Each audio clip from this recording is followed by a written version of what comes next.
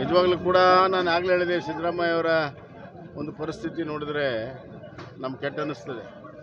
ಅವ್ರನ್ನ ಇಟ್ಕೊಂಡೆ ಅವ್ರು ಇರುವಾಗಲೇ ಎಲ್ಲರೂ ಕೂಡ ಟವಲ್ ಹಾಕೋದು, ನಾನು ಸಿ ಎಮ್ ಅಂತ ಪೈಪೋಟಿ ಮಾಡ್ತಿರೋದು ನೋಡಿದಾಗ ಒಬ್ಬ ನಾಯಕನ ಬಗ್ಗೆ ಇರುವಂಥ ಅವಿಶ್ವಾಸ ಏನಿದೆ ಅನ್ನೋದು ಗೊತ್ತಾಗ್ತದೆ.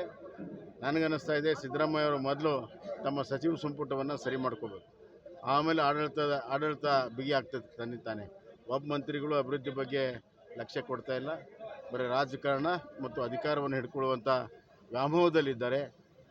ರಾಜ್ಯದಲ್ಲಿ ಅತಿ ಹೆಚ್ಚು ಮಳೆಯಾಗಿ ರೈತರು ಸಂಕಷ್ಟದಲ್ಲಿದ್ದಾರೆ, ವಿದ್ಯಾರ್ಥಿಗಳು ಸಮಸ್ಯೆ ಇದೆ, ರಿಕ್ರೂಟ್ಮೆಂಟ್ ಸರಿ ಆಗ್ತಾ ಇಲ್ಲ, ಪರೀಕ್ಷೆಗಳು ಸರಿ ಆಗ್ತಾ ಇಲ್ಲ, ಮತ್ತು ಅಂಗನವಾಡಿಯವರಿಗೆ ಸ್ಯಾಲ್ರಿ ಸಿಕ್ಕಿಲ್ಲ, ಅಂಗನವಾಡಿಯಲ್ಲಿ ಮಕ್ಕಳ ಪೌಷ್ಟಿಕಾಹಾರ ಸರಿ ಸಿಗ್ತಾ ಇಲ್ಲ, ಹಲವಾರು ಸಮಸ್ಯೆಗಳಿಂದ ಈ ರಾಜ್ಯ ಎದುರಿಸ್ತಾ ಇದೆ. ಅದು ಯಾವುದೂ ಕೂಡ ಇವತ್ತು ಲಕ್ಷ್ಯ ಕೊಡ್ತಾ ಇಲ್ಲ. ಆದ್ದರಿಂದ ಅದಕ್ಕೆ ಪೈಪೋಟಿ ಅಲ್ಲ, ಬಡದಾಟ ಇದೆ. ಪೈಪೋಟಿ ಅಂದರೆ ಅದು ಭಾಳ ಇದು ಡಿ ಕೆ ಶಿವಕುಮಾರ್ ಅವರು ಅಮೆರಿಕಕ್ಕೆ ನಡಿ